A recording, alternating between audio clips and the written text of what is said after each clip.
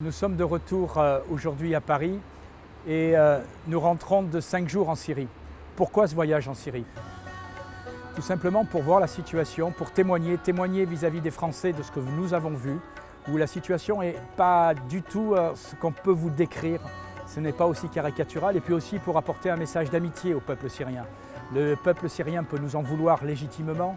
N'oubliez pas que du temps de M. Laurent Fabius, nous avons armé une partie des terroristes.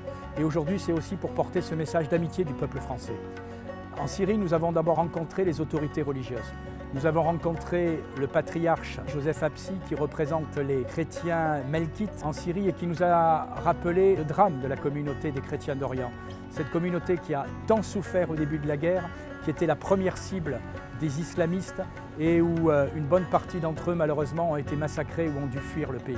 Nous avons aussi rencontré le grand Moufti, autorité suprême des musulmans, qui lui nous a un peu mis en garde en nous disant « Regardez ce qui arrive aujourd'hui en Syrie, évitez que ça arrive en France ».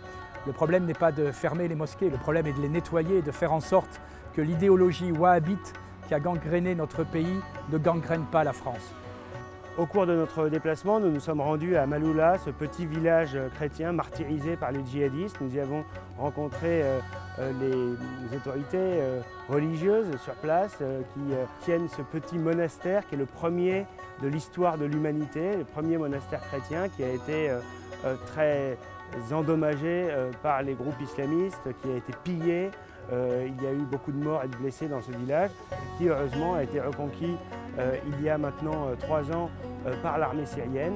Eh bien, c'est aussi un message d'espoir pour l'ensemble des chrétiens d'Orient qui souffrent de ces groupes islamistes et qui sont peu à peu libérés de leur joug. Nous avons aussi pendant ce voyage rencontré les autorités politiques. De nombreux parlementaires, nous avons été reçus au Parlement syrien, de nombreux responsables politiques. Je voudrais simplement retenir l'entretien avec Eman Soussan, vice-ministre des Affaires étrangères, qui a fait ses études à Montpellier et qui justement, lui aussi, comme le président Assad, nous a transmis le même message. Nous sommes attachés à reprendre les relations avec la France. Nous voulons renouer des contacts avec la France parce que notre histoire a fait que la France, à un moment, a eu un grand rôle, que de nombreux Syriens parlent français, sont attachés à la France. Et ces Syriens ne comprennent pas pourquoi la France est l'un des pays qui s'obstine avec acharnement à soutenir et à protéger ces terroristes. Des acteurs culturels qui attendent que la France retrouve sa place dans le développement de la francophonie, dans les échanges culturels, des acteurs économiques. Nous avons assisté à l'inauguration de la foire de Damas, où beaucoup de pays, y compris européens, étaient d'ailleurs représentés. Nous avons aussi rencontré le président Assad, qui nous a fait un peu un point de la fin des opérations militaires. Je dis la fin parce que même s'il reste malheureusement probablement plusieurs mois de guerre, aujourd'hui les terroristes sont essentiellement confinés dans la poche d'Idlib. La poche d'Idlib, c'est quoi aujourd'hui? C'est entre 50 000 et 60 000 combattants, dont la moitié sont des combattants étrangers. L'ONU, dans son rapport de juillet dernier, c'est-à-dire il y a quelques semaines, expliquait elle-même que Idlib est devenu aujourd'hui, je cite mot pour mot, le plus grand dépotoir de combattants terroristes étrangers au monde. C'est-à-dire qu'à Idlib, on n'a pas qu'une population civile qui malheureusement est prise en otage par ces terroristes. On a avant tout des terroristes déterminés qui représentent une menace non seulement bien sûr pour la Syrie, mais aussi pour la France, si jamais ceux-ci se retrouvent aujourd'hui en liberté et dont certains peuvent rejoindre le territoire européen. Aujourd'hui, ce qui se joue à Idlib, c'est la fin de la guerre. C'est pour les Syriens la reconquête définitive de leur territoire, mais c'est aussi pour l'Europe la fin d'une menace.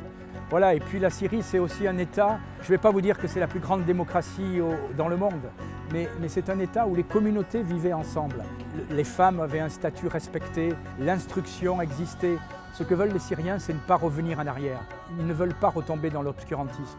Ce qu'on a vu en Syrie aussi à Damas, c'est tout simplement des gens qui vivent normalement, qui cohabitent quelle que soit leur religion et qui avaient un seul message à nous dire, c'est « nous voulons la paix ». Nous voulons la paix, mais nous voulons aussi refuser l'islamisme qu'on veut nous imposer. Leur combat est aussi en partie le nôtre. Ce qui les menace aujourd'hui, c'est ce qui risque de nous menacer demain. Nous avons fait ce voyage aussi pour dire aux Français, attention, ne restez pas indifférents à ce qui se passe en Syrie, ça nous concerne. Ce qui se passe en Syrie peut hélas demain se passer en France. c'est un combat commun que nous devons mener avec tous les autres pays du monde. La Syrie attend évidemment que les nations d'Europe rétablissent des relations diplomatiques normales avec un pays qui peut être un pôle de stabilité au Moyen-Orient. C'est notre intérêt sur le plan géopolitique que la Syrie soit libérée du djihadisme, bien sûr, mais aussi qu'elle soit un facteur de stabilité dans une région du monde extrêmement complexe et où, on le sait, les troubles peuvent avoir des conséquences dramatiques, y compris en France.